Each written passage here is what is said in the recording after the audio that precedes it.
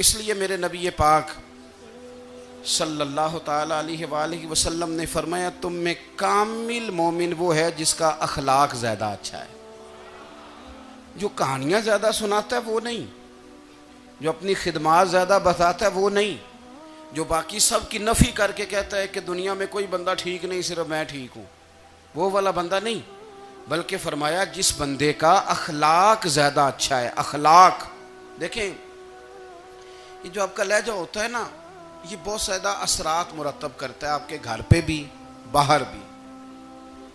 आप अगर अपनी गुफ्तगू में बॉडी लैंग्वेज को थोड़ा सा अच्छा रखें, कुछ लोग ऐसे होते हैं जो बात बड़ी सही करते हैं पर कुछ ज़्यादा ही बातें करते हैं, तो वो ज़्यादा बातें करने की वजह से उनकी जो सही बातें होती हैं उनका भी वज़न ख़राब हो जाता है, क्योंकि वो ज़्यादा बातें करते हैं, हर वक्त बोलते हैं, हर वक्त बात करते हैं। तो जब वो ठीक बात भी कर रहे हों तब भी उनकी बात का लोग असर कबूल नहीं करते। लेकिन अगर उनका लहजा बावकार हो, बात वो थोड़ी करें पर जितनी करें ज़रा सोनी करके करें, गुफ्तगू में खुद ब खुद असर पैदा हो जाएगा, बात अच्छी लगेगी। अखलाकी रवैये अगर लोगों के ज़्यादा अच्छे हो जाएं, एक तो मुस्कुराने का बिल कोई नहीं आता, इसके पैसे कोई नहीं लगते, और ये भी शुक्र है अभी तक इस पर टैक्स भी कोई नहीं, ये भी मकाम तशक्कुर है। तो अगर आप बात करें और उसमें थोड़ी सी मिठास पैदा कर लें। मेरे नबी पाक सल्लल्लाहु ताला अलैहि वसल्लम ने फरमाया, मुस्लिम शरीफ की हदीस है, हुजूर फरमाते हैं नेकी को कभी छोटा नहीं समझना, नेकी को हकीर नहीं समझना। कुछ ना हो सके तो अपने भाई से मुस्कुरा के बात ही कर लिया करो, बात करो तो तुम्हारे लहजे में तुर्श रुई ना हो। बाज़ औक़ात आप तल्ख बात करते हैं, आपका लहजा तल्ख होता है तो आपकी सही बात भी कबूल नहीं की जाती।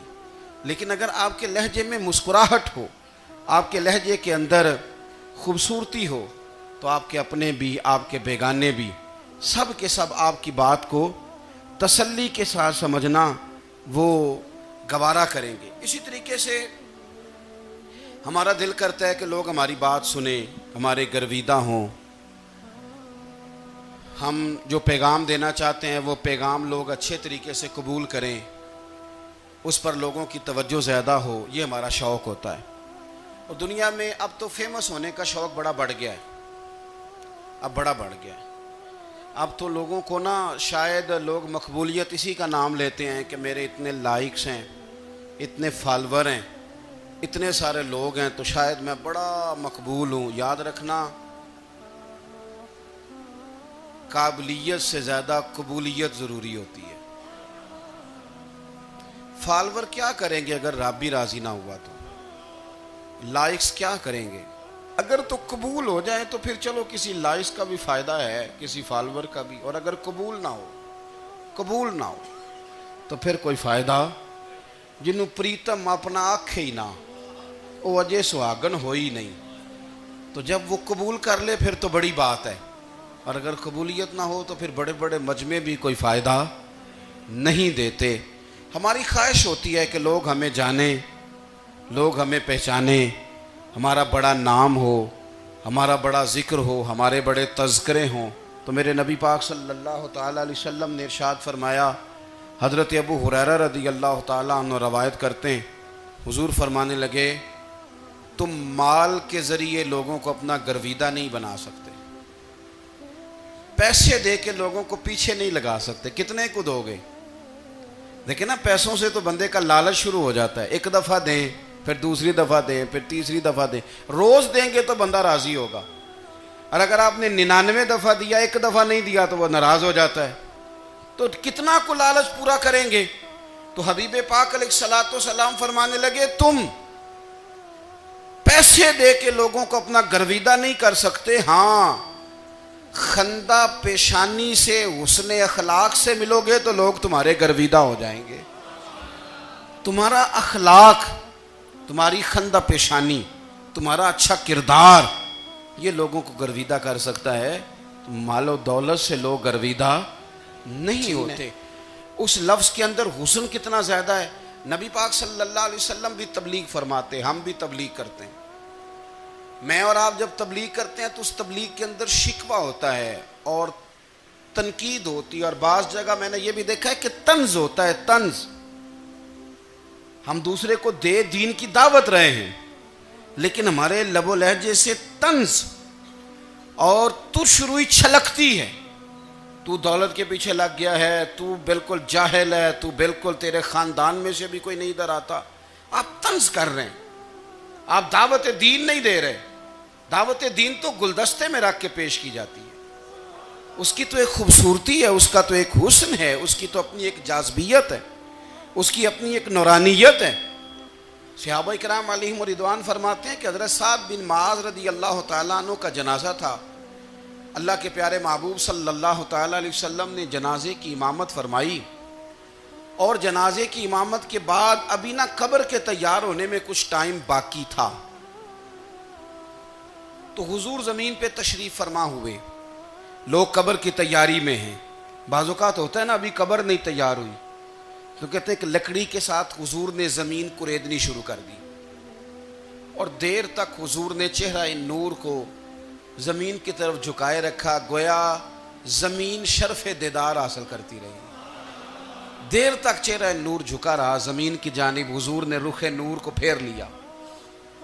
सहाबा कहते हैं कि हम ना बड़े, जब हुजूर हमारे करीब होते थे तो हमारा ख्याल होता था कि रहमत की बरखा है, अपने अपने हिस्से का करम उड़ेल ले अपने ऊपर। फरमाते हैं मुंतज़िर थे कि हुजूर कब हमारी तरफ रुख अनवर फेरें और हम करीम से कोई बात सुन सकें। इरशाद फरमाते हैं कि हम बड़े शदीद मुंतज़िर थे। देर के बाद नबी पाक अलैहिस्सलाम ने चेहरा अनवर उठाया, देर के बाद चेहरा अनवर उठाया। ये देखें तबलीग हो रही है, और जब हुजूर ने चेहरा अनवर उठाया तो आंखों में आंसू थे, रो रहे थे। और 3 दफा हुजूर ने फरमाया, क्योंकि कब्र तैयार हो रही थी, 3 दफा नबी करीम ने फरमाया, लोगो कब्र आखिरत की मंजिलों में से पहली मंजिल है, इसकी तैयारी कर लो, इसकी तैयारी कर लो, इसकी तैयारी कर लो। 3 दफा हुजूर ने ये जुमले दोहराए। क्यों? एक मैं तबलीग करता हूं, पर उसमें न दर्द है, न रोना है, न वो लबो लहजा है। एक हुजूर दावत दे रहे हैं कब्र की तैयारी की, लेकिन उसमें आंसू हैं, उसमें खास रगबत है गुलामों के लिए। तो अपनी ज़िंदगी के अंदर जो हमारा अंदाज़े तकल्लुम है, हमारा अंदाज़े गुफ्तगू है, मैं कहा करता हूँ कि हम ना दीन के लिए जब कलाम कर रहे होते हैं तो शिद्दत होती है हमारे जुमलों के अंदर। बाद मकामात शिद्दत के होते हैं। आप जिहाद की बात कर रहे हैं, नामूस रिसालत की बात कर रहे हैं, तो किसी जगह आपके लबो लहजे के अंदर शिद्दत का हो जाना बुरा नहीं है, बल्कि वो अच्छा है। लेकिन मेरे अजीज़, हर वक्त ही कुछ लोग तलख हैं, उन्हें किसी वक्त भी आप उनसे मुलाकात कर लें, वो लोग आपको परेशान ही नजर आएंगे। हज़रत सैयदना अब्दुल्ला इब्न अमर रदी अल्लाह तआला अन्हु रवायत करते हैं कि नबी पाक सल्लल्लाहु तआला अलैहि वसल्लम ने इरशाद फरमाया कि जन्नत में ऐसे भी कमरे होंगे, जन्नत में कुछ ऐसे कमरे, कुछ ऐसे मकानात भी होंगे कि बाहर खड़े होंगे तो अंदर नजर आएगा, और अंदर खड़े होंगे तो बाहर नजर आएगा। यानी एक तो तुम आईने लगाते हो ना, वो दीवारें इतनी शफाफ होंगी कि अंदर बाहर से उनका हुस्न दिखाई देगा। हजरत सैयदना मालिक अशअरी रदी अल्लाह तआला अन्हु बैठे थे, कहते हैं मैंने फौरन अर्ज की, हुजूर वो मिलेंगे किसको? वो जो इतने हसीन घर होंगे कि दीवारें ही शीशे की महसूस होंगी, अंदर बाहर से हुस्न के जलवे दिखाई देंगे, हुजूर वो मिलेंगे किसे? तो अल्लाह के प्यारे महबूब अलैहिस्सलाम ने फरमाया, वो उसको मिलेंगे जो गुफ्तगू अच्छी करेगा, जो गुफ्तगू अच्छी करेगा, लबो लहजा अखलाक वाला होगा, गुफ्तगू अच्छी करेगा, लोगों को खाना खिलाएगा, और जब लोग सो रहे होंगे तो वो उठ के अपने रब की इबादत करेगा। उस शख्स को वो मकानात मिलेंगे जिनकी दीवारें आईने की मानिंद होंगी, जिनका हुस्न ताज़ा होगा, जिनको अल्लाह तबारक व तआला ने अपने फजल से मुज़य्यन किया होगा, संवारा होगा। हम अगर थोड़ी सी तवज्जो करें ना, तो कई दफ़ा वक्त गुजर जाता है, लहजा नहीं भूलता, लहजा याद रहता है। आप तो 2 मिनट के लिए गुस्से में थे ना, तो आपने कोई बात कर दी किसी गरीब को, किसी शख्स को, आप गुस्से में थे, आपने कह दिया, उस बेचारे ने सुन लिया, लेकिन वो बातें उसे सोने नहीं देती, बार बार याद आती। कोई आपके साथ तलख कलाम कर दे ना, कभी तलख गुफ्तगू कर दे, बंदा जब सामने आता है वो बातें याद आ जाती हैं, तकलीफ होती है और वक्त गुजर जाता है। लड़ाइयाँ हमेशा चल नहीं सकती। लड़ाई कितनी देर की होती है? 1 दिन की, 2 दिन की। कत्ल भी हो तो अगर कातिल को फांसी भी हो जाए तो फांसी के बाद बिला आखिर लड़ाई तो ख़त्म हो ही गई ना। लड़ाई हमेशा चलती, तलखी हमेशा चल सकती नहीं। तलखी रूटीन में चलने वाला सिक्का, कोई सिक्के रूटीन में चलते वक्ती होते। ये जो गुस्से का लब बोला जाए तलखी का सिक्का, ये भाई रूटीन में नहीं चलता, इसने एक ना एक दिन ख़त्म हो जाना है। रूटीन में प्यार ही चलता है। हज़रत जाबिर इब्न अब्दुल्ला कहते हैं, हुजूर पहले दिन मदीना मुनव्वरा आए, मैं ज़ियारत के लिए गया तो मैंने मुस्कुराते देखा।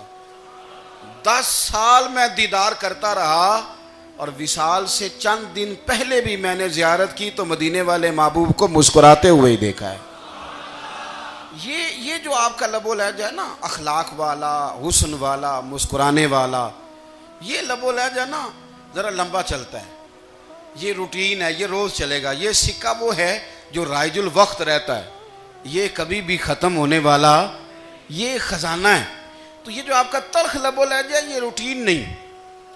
आरफ रूमी रहमतुल्लाह अलैह फरमाते हैं कि मिसाल देने के लिए बात समझाते हैं। फरमाते हैं एक शख्स जंगल में लकड़ियाँ काटने जाया करता था तो शेर से दोस्ती हो गई, यानी डायरेक्ट बादशाह से दोस्ती हो गई। और बादशाह भी वो जो जंगल का बादशाह है, जंगल के बादशाह से दोस्ती हो गई। अब वो लकड़हारा गरीब आदमी था, लकड़ियाँ तो काटनी होती थी। तो वो जंगल का बादशाह ऐलान कर देता जानवरों को कि मेरा दोस्त आया, एक तो कोई तंग ना करे और दूसरा ये कि सब लोग मिलकर इसके साथ ताउन करें। कभी कोई जानवर लकड़ियाँ इकट्ठी कराता, कभी कोई अपनी पुश्त पे गधा, बैल, घोड़ा, खच्चर रख के वो लकड़ियाँ बाहर छोड़ने आता। तो अब उसकी बड़ी धूम मच गई जंगल के अंदर। लकड़हारा मजदूर था, वो बादशाह से दोस्ती करके बादशाह ही बन गया।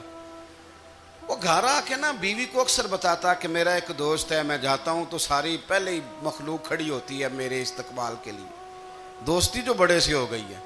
बना है शाह का मसाहिब तो फिर है इतराता, वगरना शहर में गालिब की आबरू क्या है। हमने तो पूछता ही कोई नहीं, ये तो बना है शाह का मसाहिब तो फिर है इतराता, वगरना शहर में गालिब की आबरू क्या है। तो वो लोगों को बताता, बीवी को भी बताता दोस्त है। तो बीवी कहने लगी इतनी तो तारीफें करता, ये नहीं बताया कि वो जंगल का शेर है, बस निरा दोस्त बता दिया। बीवी कहने लग गई कि तो इतना जो उसका जिक्र करता है तो किसी दिन बुला ना, बुला किसी दिन ताकि उसकी दावत करें। अब उसने फिर ना उसको पर्दे में रखा। क्या कहते हैं आजकल, सरप्राइज देना है। उनका सरप्राइज देना है जी, पर्दे में रखा कि वो शेर है। तो वो बुला लिया घर। अब उसके लिए कच्चा गोश्त, जाहिर है शेर ने कच्चा गोश्त सिखाना था। वो कहने लगी पकाना किस तरह का है। वो कहने लगा जब वो आएगा फिर बताऊंगा। अब वो कच्चा गोश्त 2-3 बकरे ज़िबा करके डाल दिए। वो आ गया शेर। और फिर उम्मी कहते जब वो आया ना तो उसकी बीवी ने देखा तो उसने एक सख्त जुमला कह दिया। कहने लगी ओहो, मैं समझी थी पता नहीं कौन है, इस तरह के दरिंदे तेरे यार हैं, कुत्ते बिल्ले दोस्त बनाए हुए हैं, ये क्या बात हुई। खैर वो शेर ने सुन लिया, गोश्त खाया, वो चला गया। अगले दिन लकड़हारा लकड़ियाँ काटने गया तो शेर ने मुलाकात करते ही लकड़हारे से कहा कि ये ना कुल्हाड़ी उठा और मेरी पुश्त पे ना एक जख्म कर दे। उसने कहा नहीं मैं ये काम नहीं करता, तो मेरा दोस्त है। उसने कहा सुन भाई, मैंने प्यार से कहा है तू मान जा, वरना मैं हूँ शेर, मैंने तुझसे मनवा ही लेना है, मैं कोई तकलीफ दूंगा मुनासिब नहीं, तू कर। उसने कुल्हाड़ी उठाई और उसकी पुश्त पे एक जोर से जख्म लगा दिया, खून बहने लगा। उसने कहा तूने आज के बाद आना है, लकड़ियाँ काटनी है, तुझे कोई कुछ नहीं कहेगा, बस ये एक हिकमत थी जो मैंने किया है। किस्सा मुख्तसर। वो आता रहा, लकड़ियाँ मिलती रहीं, खिदमत भी होती रही। 6-8 माह गुजर गए। एक दिन शेर उससे कहने लगा, ये मेरे ज़रा बाल उठा के देख, वो जो तूने ज़ख्म लगाया था वो कहाँ पे है। उसने वो बाल उठा के देखा तो ज़ख्म मिला ही नहीं, कई जगह पे टटोला का, यार यहाँ था, यहाँ था, यहाँ था। शेर ने फिर क्या कमाल ही जुमला कहा, उसने कहा कि वो जो कुल्हाड़ी का ज़ख्म तूने लगाया था ना, वो मुकम्मल हो गया, लेकिन तेरी बीवी का जो लहजा था और उसकी जो तलखी थी वो आज तक मेरे जहन में मौजूद है। वो अभी भी मुझे तकलीफ़ देती है। तो बात सोचता हूँ, मुझे उसने दरिंदा कहा, उसने मेरे बारे में इतने कच्चे और कमज़ोर और सख्त जुमले कहे, तो वो बात मुझे भूलती, वो आज भी मेरे जहन में उसी तरह गूंजती है। तलख जुमले जो उसने कहे और खौफनाक जो अंदाज उसने इख्तियार किया, वो बात मुझे कभी भी भूलती। तो आपके लफ्ज़ लोगों को भूल जाते हैं पर लहजा याद रहता है।